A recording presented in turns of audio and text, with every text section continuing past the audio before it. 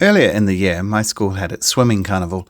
At one point, I was approached by a couple of students in my pastoral class as they tried to get me to jump in the pool for an activity.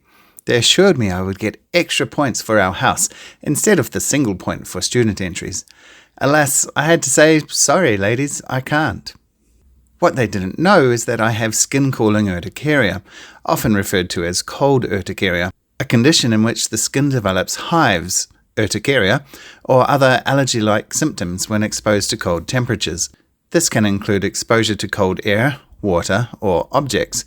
It's a type of physical urticaria, meaning the hives are triggered by a physical stimulus. It's also quite rare, occurring in 0.05% of the population.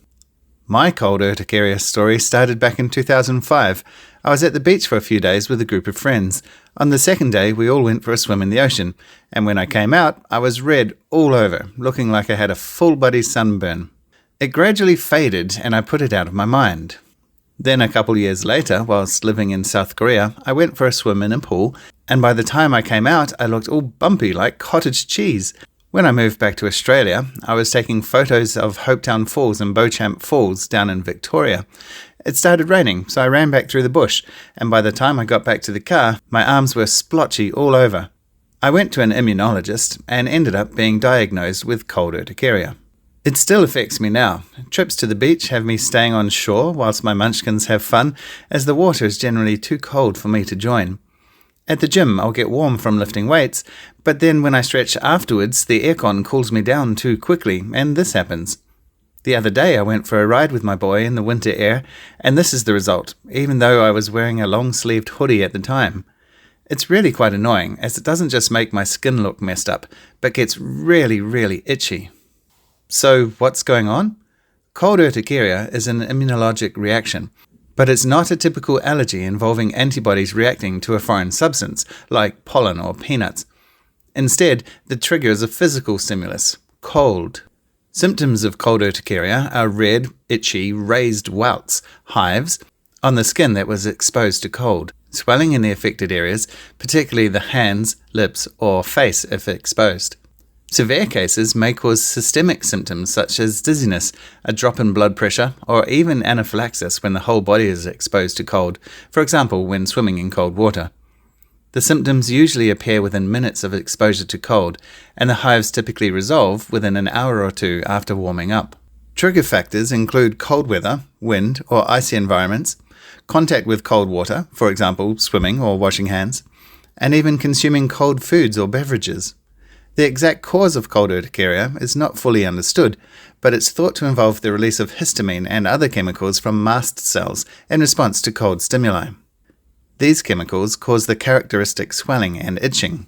In your skin and other tissues, there are immune cells called mast cells. These cells contain small granules packed with histamine, along with other inflammatory chemicals like prostaglandins and leukotrienes. Mast cells act like tripwires. They react to injury, allergens, or, in this case, cold temperatures. In people with cold urticaria, exposure to cold somehow activates mast cells abnormally. Even mild drops in temperature can cause mast cells in the skin to degranulate, or burst open, releasing their contents, including histamine, into nearby tissues. Once released, histamine causes vasodilation, a widening of blood vessels which leads to redness. It also causes increased permeability. Fluids leak from vessels into tissues, causing swelling, the raised bumps or welts.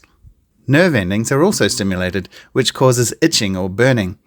The exact mechanism of why cold causes mast cells to degranulate in some people is still not completely understood. There are a few theories, including genetic predisposition, where some people might have mast cells that are hypersensitive to changes in temperature, an autoimmune connection, where the body may react to self-antigens that become exposed or changed by cold, and idiopathic mechanisms, where the exact cause remains unknown. Since histamine is the key chemical causing the symptoms, antihistamines are used to prevent or at least reduce the hives and itching. They work by blocking the H1 histamine receptors on skin cells, preventing histamine from causing itching or swelling, even if mast cells release it. My go-to is a daily Zyrtec tablet. Sometimes this isn't enough, and I'll need to have another during the day, especially if I'm doing something I know will set off my urticaria. So there you have it. That's why I can't just jump into the pool at the swimming carnival. Well, that's the video done. If you liked it, brilliant. Hit the like button and leave me a comment too. Now you know what to do. Go hit that subscribe button. We'll see you next time.